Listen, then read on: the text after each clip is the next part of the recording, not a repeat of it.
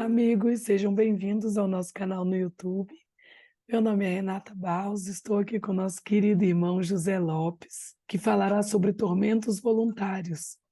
Obrigada, José, por aceitar o nosso convite mais uma vez. Faremos agora nossa oração inicial. Amado Mestre Jesus, agradecemos por estarmos reunidos em Teu nome e que possamos apreender todo o conhecimento que o nosso irmão nos trará na noite de hoje. Graças a Deus, graças a Jesus, que assim seja. José, a palavra é toda sua. Então, irmãos queridos, que Jesus envolva nossos corações na oportunidade de mais um estudo. Feliz de estar com o pessoal aí de Brasília, né, mesmo online. E conforme eu estava falando nos bastidores com a Renata, né, choveu aqui em Cabo Frio hoje, uma chuva boa, e que possa chegar essa chuva aí para vocês, levando aí uma qualidade melhor do ar, melhorando a seca na região aí. Então, o tema de hoje é do Evangelho segundo o Espiritismo, Bem-aventurados aflitos, o item 23, tormentos voluntários. Então, esse capítulo quinto é um capítulo que tem muitas mensagens, que devemos fazer muitas reflexões. Está muito dentro da nossa história de espíritos em provas e expiações. As lutas diversas que nós travamos aqui em busca de nos melhorarmos, de crescermos. E sempre tendo aquela certeza em Deus como Pai bondoso e misericordioso, que nada nos acontece por acaso e as oportunidades de crescimento nos chegam. Então, dentro dessa ideia de tormentos voluntários, vamos pensar assim: o que é tormento? Olhando no dicionário, tormentos é dores, agonias, aflições, desgraças. Isso nós temos como tormentos. E voluntário, uma palavra belíssima, né, muito usada no meio espírita e hoje para todo lado, graças a Deus. Voluntário é aquele que se compromete a prestar um serviço gratuitamente, sem remuneração. Voluntariamente, eu me coloco à disposição, por exemplo, do Celuz para fazer um trabalho de caridade voluntariamente, sem nenhum recurso.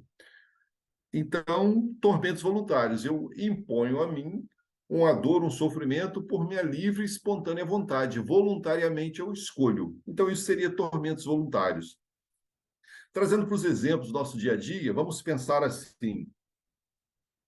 Todos nós conhecemos pessoas que sofrem, às vezes, muito. Diz que tem doenças, males diversos, e na visão da medicina não encontra-se nada. A pessoa diz que tem, e quando você fala que tem aquele mesmo mal, a dela sempre é maior, né? Então ela parece que vê daquilo um troféu. Claro que nós não podemos esquecer das doenças, das fragilidades espirituais que estão sujeitas a acontecer e a medicina não consegue ver, né? Respeitamos isso também. Mas tem pessoas que o meu mal é maior que todo mundo. Ah, passei mal, o meu foi maior. Então, é tipo um hipocondríaco, que tem aquela mania. Então, ela escolhe viver daquela forma, né? Aquela, entre aspas, a má estrela me persegue, né? Eu sofro. Então, a pessoa, por ficar focado nesse pensamento por muito tempo, acaba realmente lesando o corpo físico, né? Nós sabemos que os nossos pensamentos atuam de maneira poderosa na nossa estrutura física, orgânica. Então, eu fico triste, eu penso em dores e sofrimentos, eu estou dando comandos mentais. Sabemos disso naturalmente.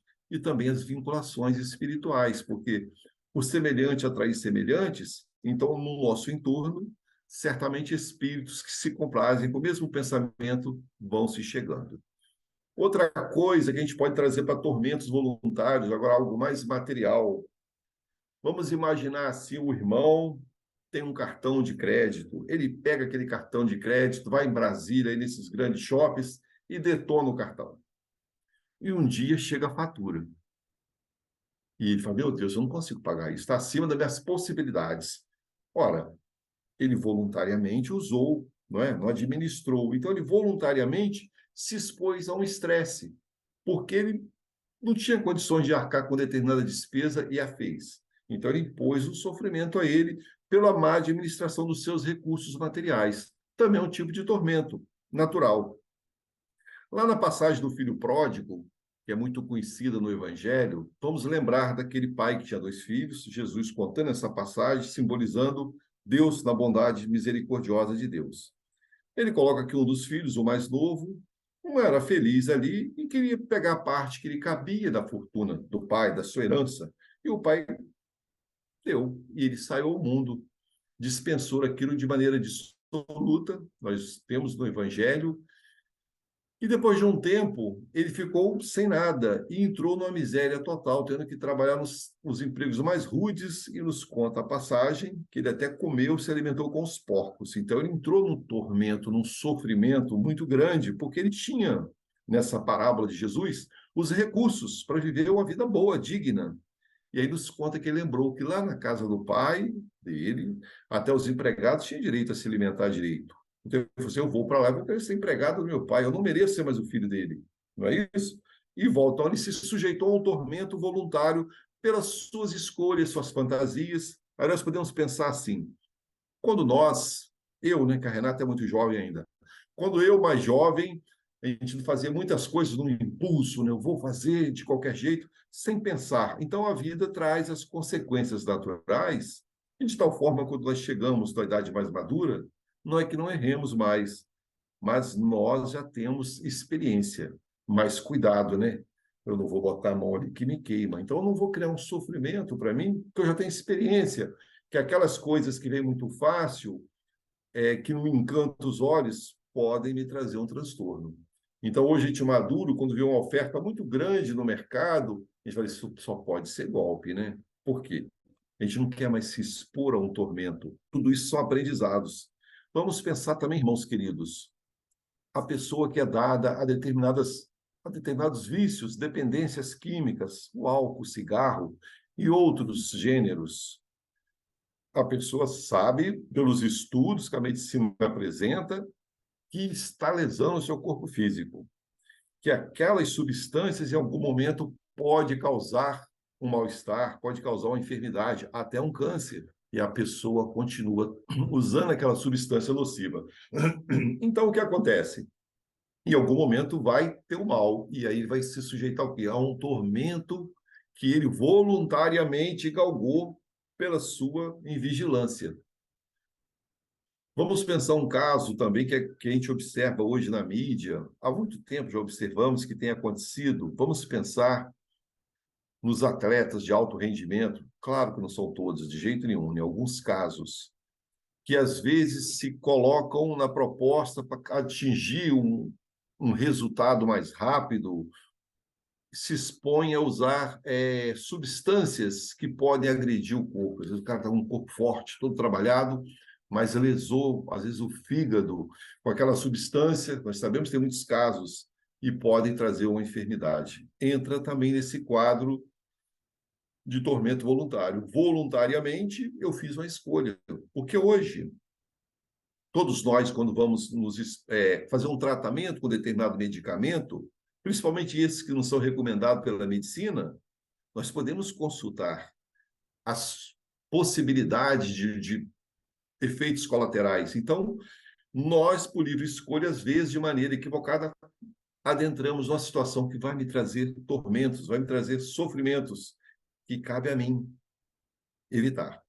Vamos pensar assim, quando o Criador, na sua misericórdia, nos criou simples e ignorante, nos dando como meta-objetivo a perfeição, que nós somos construindo ao longo de muitas encarnações o nosso histórico, e nós sabemos que a cada vez que nós viemos ao corpo físico, nós encarnamos, nós temos, entre aspas, assim, um projeto, uma expectativa de vida, ou seja, temos uma quantidade de fluido vital. Vamos pensar assim. Vamos fazer um exemplo. Vamos imaginar nos filmes antigos, quando mostra aquele relógio egípcio da areia, né, que a pessoa vira e a areia começa a escoar devagarzinho, né? O tempo está passando. Então, nossos fluidos, nós tendo uma postura equilibrada, uma alimentação adequada, uma higiene com o nosso corpo adequada, o cuidado com o nosso psiquismo, que hoje também as enfermidades estão muito em ordem psíquica, somatizamos doenças. Então, quando nós temos os cuidados devidos, nós vamos viver aquele tempo do projeto que nós nos comprometemos no mundo espiritual. Mas eu posso, de maneira voluntária, como eu falei, de diversas substâncias que podem me fazer mal, eu posso precipitar e antecipar meu retorno ao mundo espiritual, por mau uso da minha conduta. Então, eu gerei um tormento a nível espiritual. Eu chego no mundo espiritual, às vezes, precisando ter ficado no corpo mais 10, 20 anos. Então, nós temos que pensar dessa forma. Ora, se as oportunidades me dão clareza para me fazer escolhas, por que eu vou ficar me envolvendo com situações que vai abreviar meu tempo no corpo? E a gente pensa muitas vezes nós somos assim a nível de encarnado, tá? Que nós somos imortais mesmo, né? Espírito. Mas o corpo é perecível. Ele tem um tempo de validade, vamos dizer assim. Diariamente os desgastes vão acontecendo, as células, né, vão tendo as suas lutas, envelhecendo, vai renovando, mas daqui a pouco esse processo vai ficando mais lento. Então nós precisamos nos cuidar, evitar todas essas coisas que podem nos levar a sofrimentos desnecessários. Nós colocamos muitas vezes, irmãos queridos, as nossas expectativas em coisas passageiras, né? Criamos uma expectativa, né? Se eu tiver um carro igual da Renata Barros, eu vou ser feliz. Se eu tiver isso, eu morar no Planalto Central, lá perto dos poderosos políticos, eu vou ser feliz. Então a gente cria coisas passageiras e fugidias que não vão me trazer a verdadeira felicidade. Então isso gera tormento. Agora temos que separar duas coisas, né? Eu me colocar metas e objetivos de progresso, de crescimento, isso é bom, desde que seja com equilíbrio. Eu quero ter isso, eu quero ter uma boa casa. Ora, vou trabalhar, vou estudar e vou buscar meus objetivos. Eu quero morar em determinada cidade. Por que não? Eu imponho de maneira equilibrada estudos, métodos, economia, e um dia, quem sabe, eu posso ter. Então, tudo isso é bom, desde que seja com equilíbrio. Tudo que você sai do equilíbrio pode gerar desgaste. Agora, nós falamos uma série de excessos que podem gerar tormentos voluntários, mas também interessante, a gente pesquisando, a gente observa que existem certos tormentos ou certos níveis de estresse que nós impomos a nós, que é meritório. Mas qual? Por exemplo, vamos imaginar assim, eu estou andando aqui em Cabo Frio, quem conhece aqui a orla de Cabo Frio, tem a Praia do Forte, que é a praia central aqui, uma praia belíssima, para quem não conhece, fica o convite para conhecer a cidade. Imagina, eu estou andando ali e vejo um cidadão se afogando. Ora, instintivamente, muitos podem fazer, mas alguns de nós podem sentir o desejo de ir lá, não tem ninguém por perto, se atirar no mar com grande risco de vida, porque salvar alguém é algo extremamente técnico e difícil. Então você sai nadando, dando braçada violenta, imagine o grau de adrenalina que você fica. Você está impondo o que é você, um tormento, que você fica assustado. Eu preciso salvar, mas será que eu vou conseguir? Será que eu não vou junto com ele? Então é um tormento. Então esse tormento é bem visto aos olhos dos espíritos superiores, que eu estou arriscando minha vida em prol do outro. Então é um tormento que eu impus a mim por uma ação nobre. Esse tormento tem valor. Imagine uma casa em chamas e lá dentro tem alguém preso e o socorro não chegou, ou tem um animal que seja um gato, um cachorro, um animal doméstico, e a pessoa se atira naquele ambiente de alto risco de cair coisas pegando fogo para salvar. Ele está num tormento, porque a adrenalina, ele sabe que está correndo risco de vida, então ele está vivendo com descarga de adrenalina no sangue enorme, então ele está em tormento, mas em ação de ser útil ao outro. Então nós temos que pensar dessa forma. Dentro desse capítulo, Bem-aventurados aflitos, nós não podemos esquecer que essas aflições que o tormento aparece, eles vão existir. O que eu preciso escolher dentro desses tormentos é a melhor forma possível de eu conduzir minha vida. Fazer as boas escolhas. Porque lá no início do capítulo 5, quando fala das aflições, né? Da justiça das aflições, onde mostra a presença de Deus, né? Que o Senhor não escolhe ninguém voluntariamente para ser mais sofredor do que o outro. Todos nós que estamos encarnados somos construtores do nosso amanhã. Recebemos, já colhemos hoje aquilo de ontem e construímos agora o nosso amanhã. Então, a justiça de Deus, ela, regida pela lei de causa e efeito, ela atinge todos nós. Então, se nós estamos ligados a essa perfeição que é a lei de Deus, quando certas situações que eu não criei voluntariamente pela minha vigilância me visitam, eu posso pensar assim, olha, eu não fiz nada nessa encarnação para estar passando por esse quadro, mas Deus é justo. Se eu recebo essa situação e eu luto para resolver e não consigo, há de estar numa existência anterior. Se não é da existência atual, pode estar no anterior. Então, eu sei que a justiça se cumpre. Aí vamos lembrar do nosso querido Leon Denis, lá no livro Depois da Morte.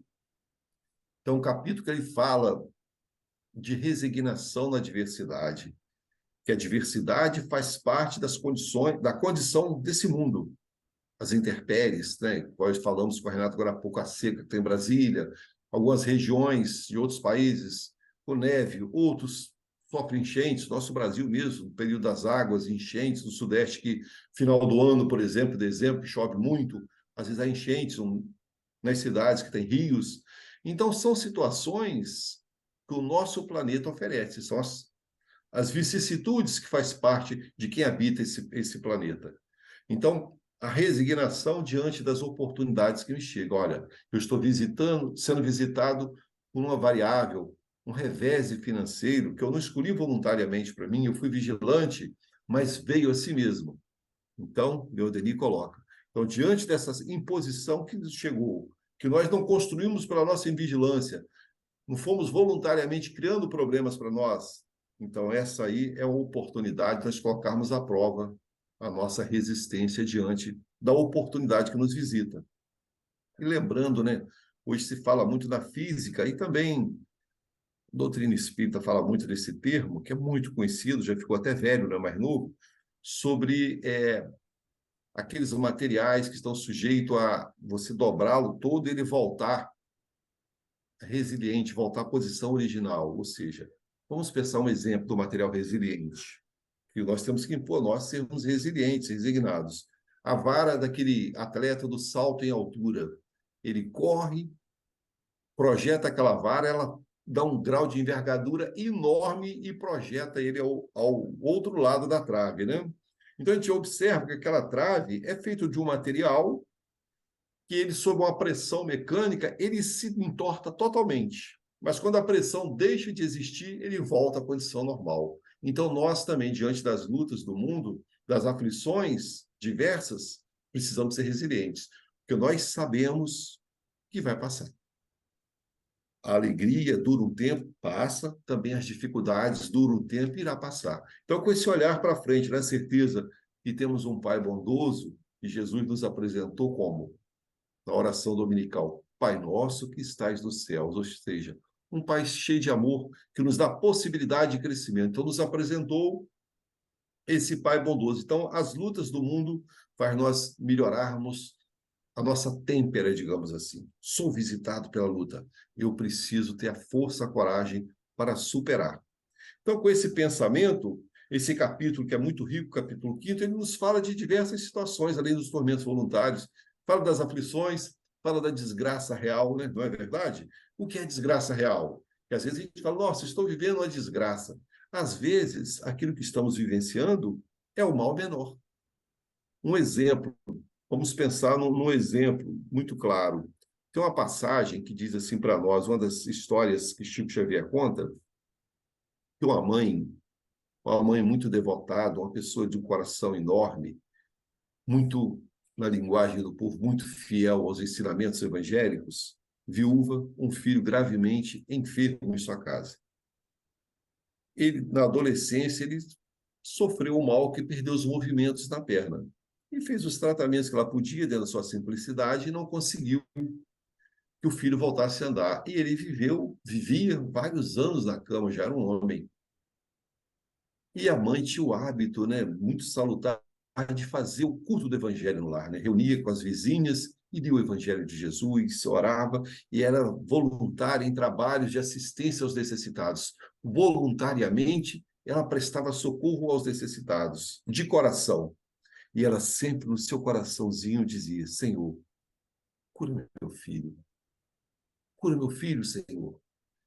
E continuava trabalhando, mas sempre nas suas preces mais íntimas, ela pedia socorro para o filho. E nós sabemos que Deus, na sua infinita misericórdia, tem uma pleiade de espíritos que nos observam. Sabemos que é como filtros, né? Dos espíritos superiores até Jesus tem um longo caminho. E de Jesus para cima até Deus, sabemos que tem um outro caminho, nós não temos como medir, não temos conhecimento. Então, os espíritos que cuidavam daquela região onde aquela senhora estava, seu espírito protetor, aqueles que observavam o quadro, vendo aquela mãe devotada, dedicada ao bem, como trabalhava em prol dos necessitados. Os espíritos superiores que olhavam aquela cena sabiam da necessidade do filho. Ele não tinha, muitas vezes, o merecimento da cura, mas a mãe tinha o mérito de pedir. Era um espírito que merecia muitas coisas. E eles concederam, pela misericórdia, que aquele filho pudesse retornar ao movimento das pernas. Olha só. Uma manhã ele começou a sentir os dedos mexendo, aí acionaram o fisioterapeuta e começou os exercícios. Em poucos dias ele estava andando, estava de pé. E a mãe ficou em júbilo, né, agradecendo, e continuou trabalhando arduamente em prol do necessitado, reunindo com a família o culto no lar. E o filho, Renata, começou a faltar o culto no lar. Saía, às vezes não voltava vindo no culto. Um homem já. E a mãe alertando ele para participar em agradecimento, e ele foi se distanciando, e ela pôde observar que ele estava se envolvendo com pessoas complicadas da rua. E chamou um dia a atenção dele mais firme, que ele tinha que evitar e tal, e ele bateu na mãe. Um homem. E ele sai, agrediu a mãe, sai para a rua. E ela, em choro, eleva o pensamento ao Criador e coloca seu coração: Senhor, me perdoa. Eu não sabia o que eu estava pedindo para o meu filho. Aquela enfermidade que eu retinha na cama é a cura que ele precisava, porque ali ele estava sob controle. E ela orando a Deus, naquele pensamento, nos conta essa passagem que posteriormente ele perde novamente os movimentos e volta para o lugar que ele não deveria ter saído.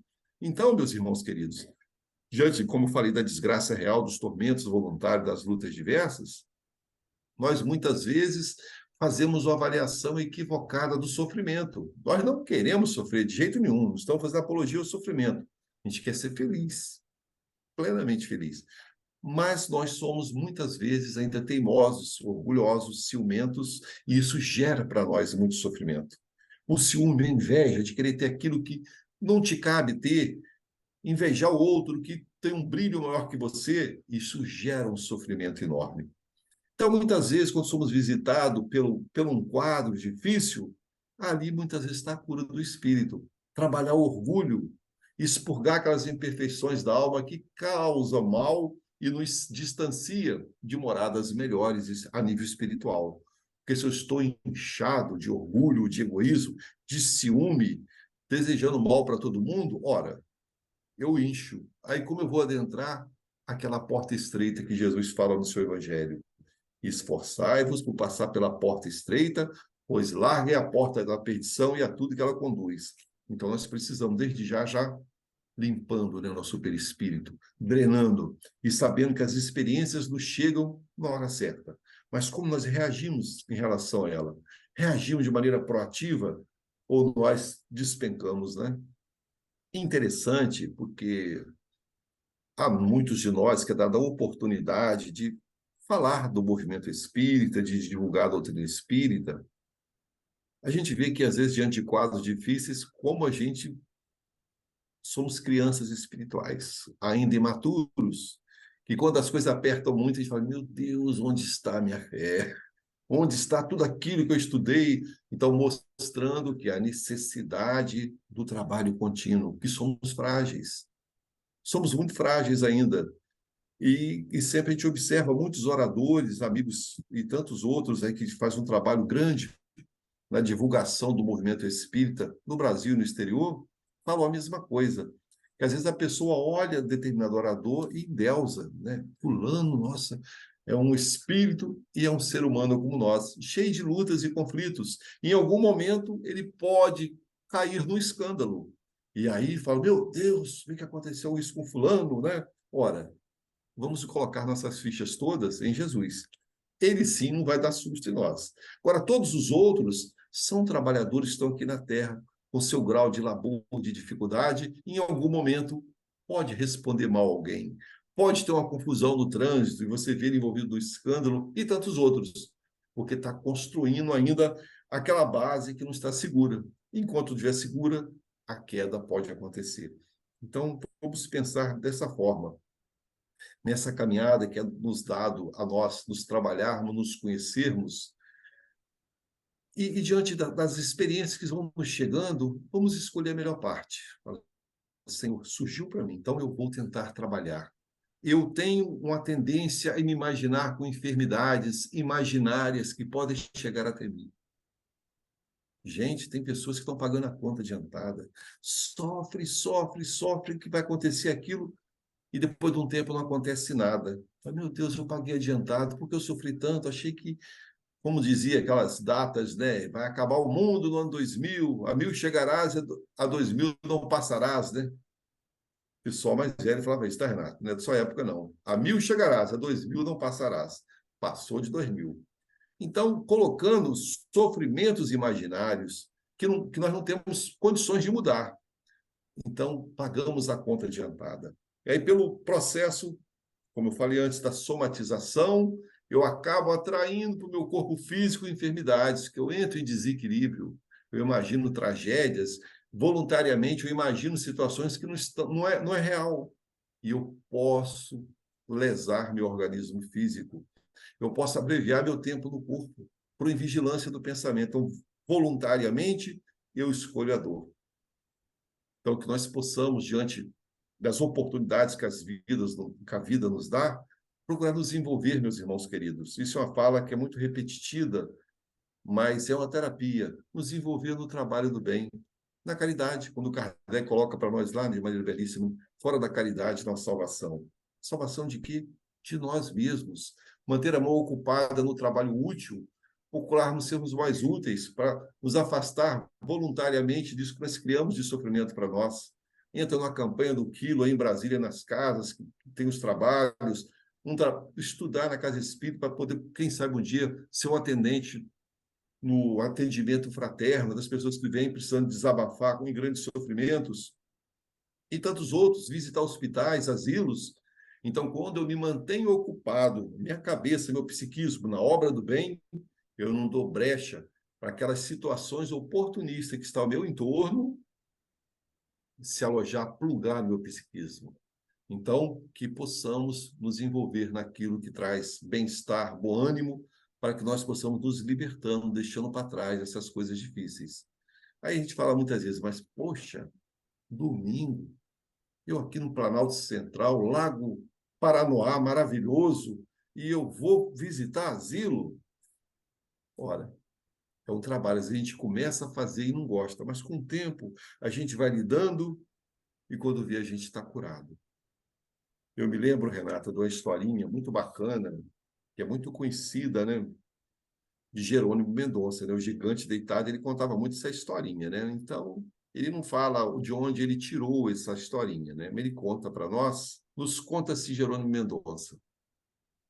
Existia na antiguidade uma princesa muito jovem que herdou dos pais, né, um castelo, e ela se tornou a senhora toda poderosa daquele castelo. E nesse castelo havia, naturalmente, os serviçais, as pessoas simples. Como ela, sangue nobre, sangue azul, como se dizia antigamente, né, se achava de um outro nível comparado com os trabalhadores.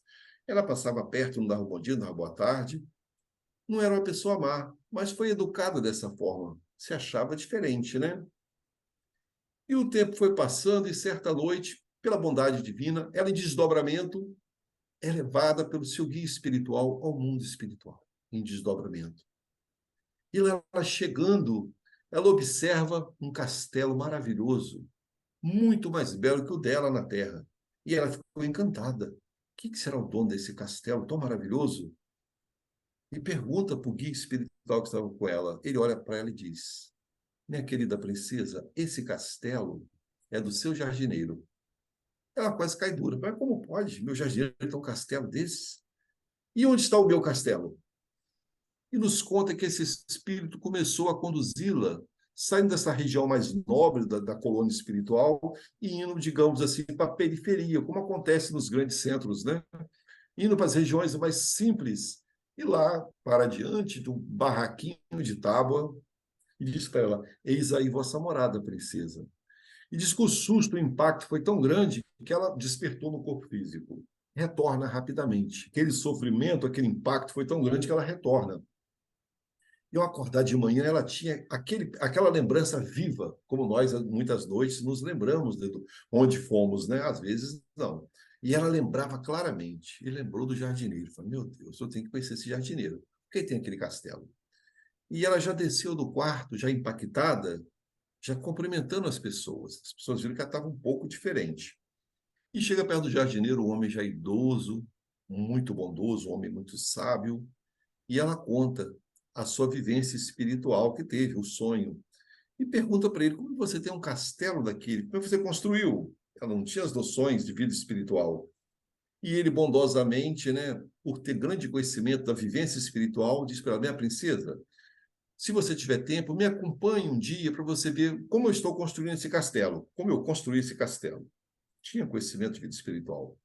E ela sai com ele vai no dia de folga, todo final de semana que ele tinha folga, ele ia na periferia ajudar crianças carentes, fazer trabalhos voluntários. Então, não era um tormento, né? Ele se sentia bem em socorrer. Então, ele não estava expondo a um tormento voluntário, mas ele era voluntário numa obra de caridade. E lá chegando, a princesa com as crianças muito simples, encostando nela, ela meia com dificuldade, ainda não era acostumado com aquilo, e continuou indo todo final de semana. E ela foi ficando à vontade, começou a brincar com as crianças, pegou gosto, começou a ajudar financeiramente e começou a fazer com prazer. E o tempo passou.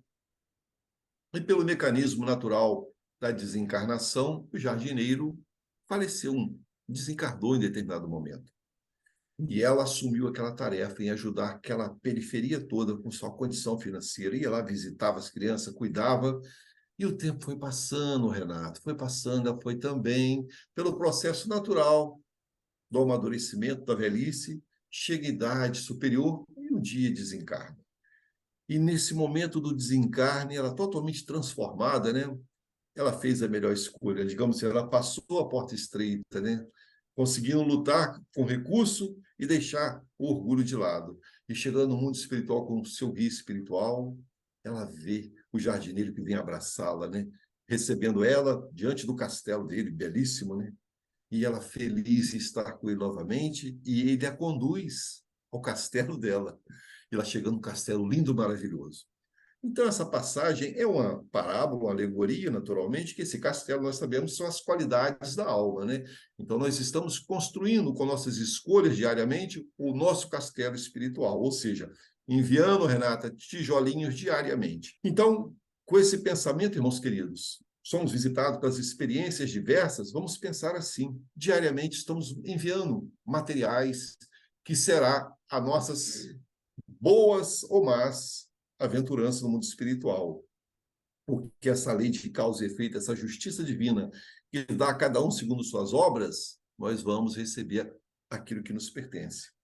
Então, por isso, quando nós olhamos essas historinhas simples, ou olhamos o Evangelho do Cristo com essas belíssimas parábolas, mostrando o que cada um encontra do outro lado, nos mostra que o trabalho na obra do bem, o esforço, o sacrifício que nós impomos a nós, não ao outro. Os Espíritos deixam isso claro, né? Impõe sacrifício a ti, né? Na disciplina, domar as paixões, procurar compartilhar com o mais necessitado, imponha a ti, não ao outro. Isso é meritório. Então, lembrando também, quando eu falei essa passagem, eu me lembrei hoje no culto do Evangelho, eu e minha esposa falamos sobre aquela passagem que trata dois homens ao reencarnar na Terra. A espiritualidade colocou um saco para cada um para juntar as suas ações caritativas, digamos assim. E esses homens viveram toda uma vida, um muito rico, um muito pobre, em lugares diferentes. Ao desencarnar e voltar ao mundo espiritual, chegou junto com cada um, digamos assim, vamos pensar na nossa consciência, né? Isso é uma parábola. O saco de bondade do pobre, o saco de bondade, né? O saco onde colocava como sacolão as bondades praticadas. O do rico estava cheio de moedas, chegava a fazer barulho, pesado, maravilhoso, cheio. O rico disse: Ó, esse é meu. Eu, quando estava na terra, doei muito dinheiro. Eu ajudei muita gente. E depois vai no pobre, poucas moedas, quase vazio. E ele diz: Oh, meu Deus, eu vivi na terra uma vida muito difícil. Eu não tinha recursos, eu ajudei muito pouco, porque eu não tinha condições. E diz essa parábola, esse ensinamento do Cristo, que é colocado numa balança o saco cheio e o quase vazio. E, por incrível que pareça, o quase vazio pesou mais que o cheio. E aí é dado o ensinamento, né? é dito aos dois: você rico, você doou realmente muito, mas você doou para ostentar a tua riqueza. Você doou daquilo que te sobrava, você não teve nenhum sacrifício. Então você queria aparecer como hoje, né? Me dá um like, me compartilha. Não digo trabalho no bem, que tem que ser compartilhado naturalmente, mas aparecer como algumas situações que acontecem, não. Então você, rico, deu aquilo que sobrava. Então você se contente que você ainda praticou alguma caridade. Fique desse lado. E a você, ao pobre, seja bem-vindo aos melhores lugares, porque você doou daquilo que fazia falta até a você mesmo. Você impôs um sacrifício voluntário a você, entre aspas, até um tormento, você ter pouco e ainda dividir com o outro. Você doou aquilo que te fazia falta. Cada moeda dessa aqui, poucas que tem, representou na tua vida um sacrifício. Então, entre aspas, vem pelas bem-aventuranças do reino de Deus. Então, que possamos também nós, irmãos queridos, diante das oportunidades que a encarnação nos dá, escolher a melhor parte. Compartilhar um pouquinho do que temos. Uma palavra, um ouvido para ouvir um desabafo. Tudo isso nós podemos fazer. Porque às vezes a gente só leva para o lado do recurso material, né? Não, tenho que dar o dinheiro. Sim, em alguns momentos precisamos. Mas tem pessoas pensando até em suicídio, que muitas vezes está ao nosso entorno e nós não temos a sensibilidade de perceber. Então, que possamos ampliar nossa visão, sermos mais úteis, que os bons espíritos vão nos intuir a estar no lugar certo, na hora certa, para que nós possamos ser úteis na obra do bem. Então, que Jesus nos envolva, nos fortaleça, devolvendo a palavra à nossa querida Renata, para ela poder prosseguir na direção. Obrigada, José.